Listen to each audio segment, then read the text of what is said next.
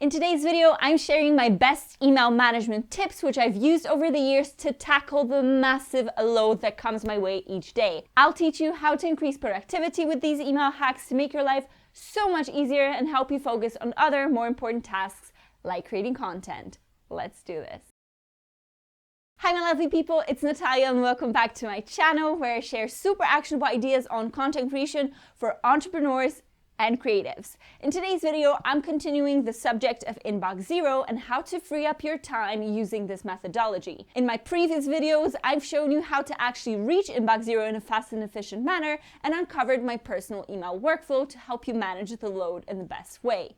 I share my personal step-by-step process for these so you can check them out and apply it yourself. Today, I'm going to discuss various tactics and tips on how to actually keep up the good work once you've cleared it all out. And trust me, with these tricks, keeping a neat inbox is going to be easier than you would have thought. And a wee word from me on why you need a system like Inbox Zero to help manage your emails. So first of all, it simplifies the decision-making process, which means you can quickly and easily deal with each email that comes your way. And secondly, with a clear inbox, your mind and schedule is free to focus on the more important tasks like creating content or nurturing leads.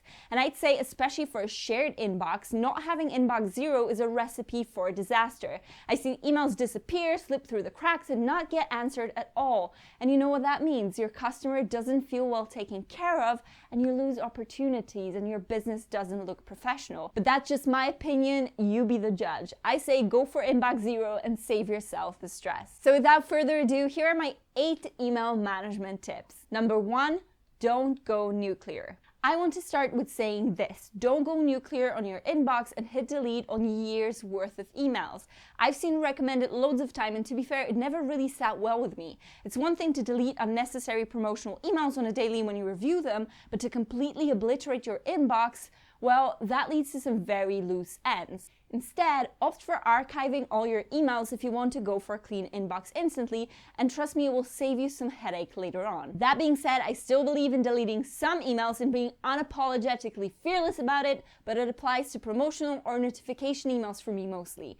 I discussed the issue of archiving versus deleting in the How to Reach Inbox Zero video, so have a look there and dive a bit deeper. Number 2, have a workflow. Speaking of workflows, having a well-formulated, sensible workflow is one of the gateways to success. So clearing out the inbox, relying on additional tools, and applying all the other tips I have in store for you in this video will lay a solid foundation for a minimalistic and well-organized email management. But having a simple yet efficient system of actually dealing with emails is what ensures you'll maintain the productivity and cleanliness in the long run. See, I'm a firm believer in systems, and if you create a workflow around emails and processing them, you'll be free. I have a whole video on my email workflow which goes in depth on how I manage my email and how I rule over my emails instead of them ruling over me. So be sure to watch it next. It's honestly essential in the Inbox Zero journey. If I have to say one thing about workflow and processing emails, it's this: don't treat your inbox like a to-do list and apply the 5-minute rule. This means any email that you can process within 5 minutes should be dealt with then and there just after you read it. And anything over this needs to be treated as a task and should be moved to your project management tool or an actual to-do list. And of course, you can call the rule what you want depending on what your business needs. If your emails are usually more involved, aim for 10 minutes per email. It's not the specifics that count as long as it's short and sweet and you pledge to stick with it. 3, creating tasks from emails. And while we touched upon the subject of tasks, I think treating your more elaborate emails as such is crucial. Why? It's the best way to get rid of mental noise and work effectively. Think about it. Each time you get an email, you read it and leave it lingering in your inbox, it stays at the back of your head. And you know very well that there are some emails that you just can't respond to and file away. They will require more thoughts to be put into it, someone else's opinion or work, or a few smaller chores to be ticked before you can call it done. So what if they just sit there in your inbox in the meantime? You see them every time you're checking your inbox and it feels as though they stare at you because your brain knows it's something that needs to be taken care of. Some people call this mental debt, and I started using this term too because it's a perfect definition of basically anything that stacks up as a thought in your mind and just stays there. Definitely not a healthy way of managing time and tasks, emails included. That's why what I mentioned about processing what can be processed under 5 minutes instantly and converting more complex emails into tasks and moving them out of your inbox will make you so much more productive. Number 4, limit how often you check the emails. And speaking of mental debt and how not to fall prey to it, have designated times during the day to check your email. Only do it a couple of times per day. And please hear me out with this. I know it's tempting to sit in your inbox working from it all day and turning into a meerkat each time you hear a ping. But there are so many benefits to doing it just a few times.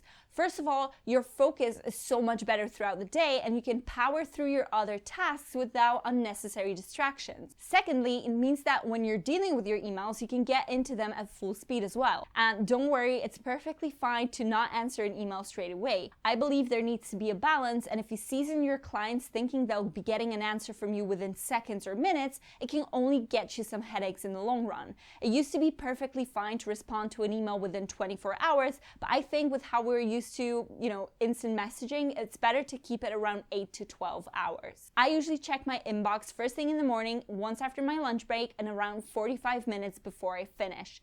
That allows me to give my clients a lot of care and attention while keeping my day well organized and focused. 5. Filters. Another great way to tackle the never-ending influx of emails is to use filters. It's an efficient way to sort through your emails automatically. I use it for my subscriptions and other recurring emails which I don't need to respond to at all or review them immediately. I apply filter to all emails coming from the same sender, containing specific words in the subject, etc. And I make my email provider automatically move these messages to a specific folder. Let me show you an example. When you're in Gmail, open up an email. Let me choose a regular subscription here. Click on the 3 dots and select filter messages like these, and it will open up a box where you can insert all the details. Since it's a subscription, I'm simply looking to include all emails from this email address, so go ahead and click create filter at the bottom here. Next, select categorize as and choose the folder which you want, which in my case would be updates. On Yahoo Mail, the process is exactly the same or even a bit easier. You follow the same steps, so open the message, click the 3 dots, select filter messages like these, and it will instantly let you choose a folder you want them to be placed in automatically. As you can see, it's very similar for all email providers, so if you use something other than Gmail or Yahoo, you shouldn't have issues setting up filters for yourself. Think about this for any of your recurring emails which you don't need to review straight away and will free up a lot of your mental space on a daily. And by far, this has been one of the most helpful tactics I've applied, so try it out. Just be sure to allocate a time during the day or every few days to review the folders and actually read what's new in them. Otherwise, you don't really need these emails in there at all. 6. Don't use cards. This one might be a bit controversial. I don't like using automatic categorization like Gmail does, so social or promotions. In my opinion, it goes against the principle of Inbox Zero, which in its nature is very minimalistic. With these additional cards enabled, it creates unnecessary clicking, and apart from that, you don't deal with the incoming emails from one place and it disrupts the whole workflow. Having one inbox for every single email that you get helps you deal with them right then and there. Nothing slips your attention, all gets sorted one way or the other. And if you disagree with this, let me know in the comments below why that is. I'm always very curious to hear other perspectives. To turn them off in Gmail, go to your settings, which will open a quick settings box. Click Go to All Settings, pick the Inbox tab, and within the Category section, untick all the categories apart from primary. Number 7, labeling. I'd like to add a word on labeling and how it fits within this workflow. Although I'm a huge fan of labeling in general and I use it religiously in other places like Asana or my planner, I reduce it to a minimum in my Inbox Zero. Why? Well, first of all, with a well-structured folder system, you don't really need labels. And apart from that, having a good workflow established means that each email is instantly sorted into a folder and it's labeled this way. However, if the nature of your work means that you'd benefit from an additional layer of tagging, by all means, add this to your workflow.